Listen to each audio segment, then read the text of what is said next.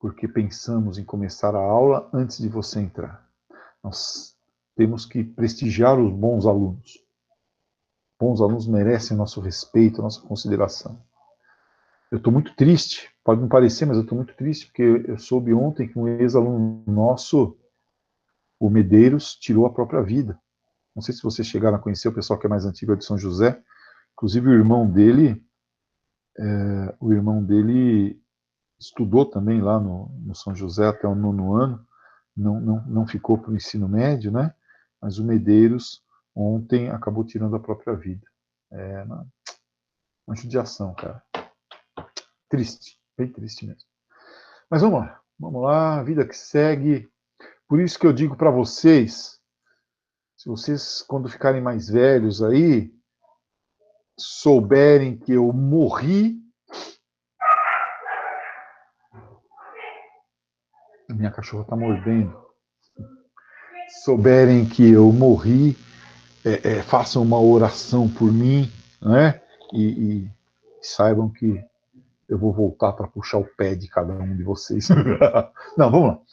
Pessoal, não, viu, Monique, ele estava falando sobre um aluno nosso que cometeu suicídio, um ex-aluno nosso, né? Que cometeu suicídio, Medeiros, ontem. Bem, vamos lá. Isso tudo está sendo gravado, cara. É uma coisa maluca isso. Vamos corrigir os 2 exercícios relativos à Revolução Francesa, sabendo de antemão que são 2 exercícios muito fáceis, que eu tenho certeza de que todos acertaram. Mas é bom, como eu já disse, para nós explorarmos bem a Revolução Francesa, uma dessas esquinas da história, né? Um desses momentos fundamentais da história da humanidade. Só tenho que achar ela aqui. Só um minutinho, tá, gente? Espera aí que eu estou procurando aqui. Aqui, Revolução Francesa, correção de exercícios. Vamos lá. Vamos lá. E lá vamos nós. Pronto. Tá aí. Começando então a correção, pediria em nome de Jesus Cristo, nosso Pai, que morreu na cruz para nos salvar, que vocês abrissem na página 334, caderno 4. O primeiro exercício diz assim. Eu vou fechar aqui para poder fazer umas observações, talvez. Vou aumentar aqui um pouquinho. Professor, a gente já não corrigiu? Da página 63? Da aula 63? Acho que não. Já corrigiu. Já. Já? Eu lembro de você falando dessa parte do Estado sou eu no começo. Ué, eu perguntei ontem, vocês disseram para mim, não corrigimos. Você você parou na aula do período napoleônico. Vocês atiraram pedras em mim ontem, falando sobre esse assunto? Então tá bom, não tem problema, não é? Porque o bom professor, ele está sempre preparado, ele espera sempre pelo inesperado. Olha lá. Assim, podemos começar, então, só começar a nossa aula sobre o período napoleônico. Por favor, página 336, abram aí. Logo após a Revolução Francesa, nós tivemos um problema sério, que foi a desordem, a miséria sobre a qual se encontrava a França. A França estava numa crise econômica terrível, a França estava num momento extremamente complicado, quando foi chamado, então, pelo diretório, este jovem da Córcega, né, de uma ilha lá, Napoleão Bonaparte, que, por sinal, afrancesou o nome, né? O nome dele era Buonaparte, né? Ele tirou o U, que era italiano, porque aquela ilha pertencia à Itália, e ficou apenas com o Bonaparte, para ficar mais francês. E ele, como disse, encontrou o abismo do caos e o soterrou. Ele, ao mesmo tempo, é o cara que consolida a Revolução Francesa, mas também congela a Revolução Francesa. O papel de Napoleão histórico ainda é bastante contraditório. Ele cria um império continental, ele varre para a lata de lixo da história os restos feudais que ainda haviam lá na Europa, mas acaba sendo derrotado e, após a sua derrota definitiva na Batalha de Waterloo, que nós ainda vamos estudar, as potências que o derrotaram, principalmente Áustria, Inglaterra, Rússia e Prússia, restabelecem, através do Congresso de Viena, uma nova lógica que levava em conta a volta do absolutismo lá na Europa. Bem, rapidinho, significado histórico. Internamente, ele vai consolidar a Revolução Francesa, sim, tá? Mas visando os interesses do próprio Estado francês. Ele não volta atrás nas políticas que haviam sido consagradas pela Revolução Francesa, né? Então, a reforma agrária não volta atrás, tá? A separação entre Estado e Igreja, ele mantém todas essas coisas aí, né? Ele elimina o radicalismo da Revolução Francesa, principalmente o radicalismo que veio lá da fase dos jacobinos, que nós vamos estudar na nossa próxima, né, que vocês já estudamos, né, que vocês vão também fazer o trabalho. E difunde externamente a Revolução, levando os ideais da Revolução Francesa para os países vizinhos ali da Europa, Itália, Alemanha, né, Áustria, Rússia, Espanha, Portugal. Tá? Então ele tem esse duplo papel: consolidar a Revolução, impedindo o retrocesso monárquico, e levar a Revolução... Eita, o que é isso, minha gente?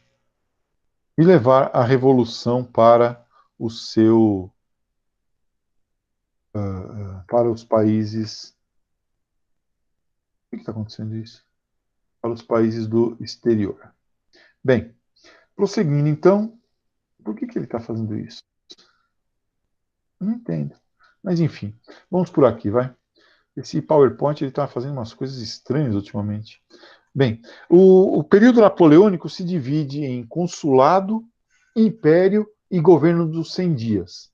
No consulado, a primeira fase do governo napoleônico, ele vai, aos poucos, concentrar poder nas suas próprias mãos, né? Vai fazer com que o poder se consolide em suas mãos, depondo o diretório, que inclusive o havia colocado no poder, ele depõe o diretório. Depois, a Assembleia que havia aprovado a Constituição também é dissolvida e ele assume o poder como um dos 5 cônsules, sendo ele, Napoleão, o primeiro cônsul. Então essa é a fase do consulado, tá? Realiza coisas excelentes, melhora muito lá a França e tal, daqui a pouco nós vamos ver tudo isso, amanhã, né? Nós vamos ver tudo isso. E aí vem a segunda fase, isso vai ser explicado amanhã, vem a segunda fase do período napoleônico, que é a fase do Império, né? A segunda etapa do governo napoleônico, em que ele vai se tornar um déspota, um ditador. Em 1804, então, nós temos a legalização do Império, a legitimação do Império através de um plebiscito. Napoleão, veja só, vê se vocês entendem. Durante o consulado, faz um ótimo governo, um governo maravilhoso, melhora a vida dos franceses, pacifica a França, reconcilia a França. E quando ele está no auge do prestígio dele, em 1804, ele vai para o plebiscito. O que é um plebiscito? É o povo decidindo. É o voto da plebe. E aí, a plebe deve decidir: queremos que Napoleão se torne imperador? E aí a gente continua nessa bonança, nessa maravilha? Ou nós queremos que continue o consulado e talvez o próximo que entrar não mantenha as coisas que Napoleão fez? É um plebiscito, tá? Que depois é chamado de golpe do 18 Brumário, né? Olha aqui, ó. golpe do 18 Brumário, no sentido de que ele foi dado, esse golpe, no 18º dia do mês das Brumas, tá? Lá do novo calendário da Revolução Francesa.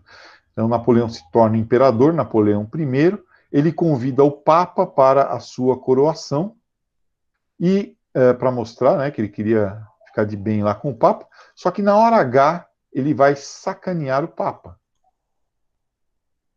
Eu não estou gostando desse negócio aqui, viu? Na hora H ele vai sacanear o Papa. Vamos ver como ele vai sacanear o Papa. Cadê? Aqui. Esse cara aqui atrás, ó, tá vendo aqui? É o Papa. Napoleão pega do Papa a coroa, toma a coroa em suas próprias mãos e coloca a coroa na sua própria cabeça. Era para o Papa fazer isso. Era para o Napoleão se ajoelhar diante do Papa, num gesto de submissão, e o Papa colocar a coroa da França na cabeça de Napoleão. Só que Napoleão não faz isso. Ele pega a coroa das mãos do Papa e se autocoroa. Aqui, né? Se autocoroa. Tá? O Papa é o que está sentado. Aqui é a esposa de Napoleão, né? Josefine, tá? O professor, ele é católico? Então, Napoleão, ele era católico enquanto fosse interessante ser católico. Ele poderia se tornar, se fosse interessante para manter o poder dele, protestante, espírita, macumbeiro, enfim, qualquer religião que lhe mantivesse o poder. Tá? Oficialmente ele era católico porque a França era um país católico, né? Naquela época. Ainda é, né? Então, Napoleão se autocoroa. Aqui ele coroa Josefine também, foi ele que coroou a Josefine, né? Esposa dele, que não era, na verdade, o verdadeiro amor de Napoleão. O verdadeiro amor de Napoleão era uma jovem de uma família de comerciantes do sul da França, Désirée Clary, o verdadeiro amor de Napoleão. Ele se casa com Josefine, porque Josefine tinha contatos políticos que podiam ajudar Napoleão a subir na vida, né? A alçar voos mais altos na política. Então ele se casa com ela e deixa Josefine a ver navios, e depois manda um amigo dele, o general Bernadotte, se casar com a Désirée. Désirée Clary. O professor, você falou que Désirée! Oi. Professor, você falou que a França é católica, mas não tinha protestante nessa época já? Os protestantes foram expulsos da França por Luís XVI, quando da assinatura de 2 éditos, o Édito de Nantes e o Édito de Fontainebleau. O Édito de Fontainebleau expulsava os protestantes da França, tá? Porque os protestantes significavam uma ameaça ao poder do rei Luís XVI. Então ele os expulsa da França por sugestão do seu ministro cardeal católico Richelieu. E aí esses protestantes expulsos da França, os huguenotes, né, principalmente, vão para a Bélgica, vão para a Holanda e ajudam a Bélgica e a Holanda, né, os Países Baixos, a crescer e se tornar uma grande potência. Tá? Então, havia sim protestantes, só que eles foram expulsos, e os judeus também foram expulsos da França. Bem, Napoleão, então, se autocoroa em imperador. Obrigado. De nadinha, começam... eu ia falar que Désirée significa a desejada. E aí ele faz esse império. Olha o tamanho do império napoleônico, ó. Meu Deus. Cada X desses é uma batalha. Meu Deus, com aquela perninha esquerda ele ia lá. Então, da França até a Rússia, ele invade Portugal, força a família real portuguesa a fugir para o Brasil, iniciando o nosso processo de independência. Aí, Napoleão acaba sendo derrotado numa batalha importante, que é a batalha... Cadê ela? Aqui. A Batalha de Leipzig, também chamada de Batalha dos Imperadores, né? Napoleão, então, nesta batalha é derrotado, é exilado na ilha de Elba, que fica ali pertinho da França, e fica vendo as desgraças que estão acontecendo na França praticadas pelo rei Luís XVIII, que o sucede. Esse cara era, então, irmão mais novo do decapitado Luís XVI, que nós já estudamos. Muito bem. Quando a situação na França se torna absolutamente insustentável, Napoleão foge da ilha de Elba, volta para a França e assume o poder. É o governo dos 100 dias. Ele assume o poder apenas com o tempo para reorganizar o seu exército e ser derrotado definitivamente, sobretudo pelos ingleses, na Batalha de Waterloo. Exilado de uma vez por todas para a ilha de Santa Helena, um rochedo no meio do Oceano Atlântico pertencente aos ingleses. Lá ele acaba morrendo em 1821, provavelmente envenenado pelo seu próprio médico. E por que o médico de Napoleão iria envenená-lo, professor? Porque o pai desse médico, pai não, desculpa, a mãe desse médico foi estuprada pelo pai de Napoleão, lá na Córcega. E o filho médico se vinga em Napoleão, não apenas matando Napoleão, mas também, após a morte de Napoleão, decepando a genitália dele e colocando num jarro com formol, que pode ser visto ainda em alguns lugares. Então, foi uma vingança de uma geração para outra. Vocês verem que a vingança é realmente um prato que se come frio. Bem, esta é a nossa aulinha introdutória sobre Napoleão. Amanhã nós teremos a aula completa sobre Napoleão, em que essa geral que eu dei agora vai ser totalmente detalhada para vocês. Amanhã ainda teremos a correção dos exercícios sobre petróleo e gás natural, porque os exercícios de carvão nós já corrigimos. E amanhã ainda nós teremos também a encomenda da atividade sobre Revolução Francesa, que vai ajudar na nota da prova. Tá bom? Perguntas? Dúvidas? Ameaças? Bem, então amanhã nós nos vemos às 7 horas. Conto com vocês. Beijo no demanto e até amanhã. Namastê, professor. Namastê. Tchau, professor.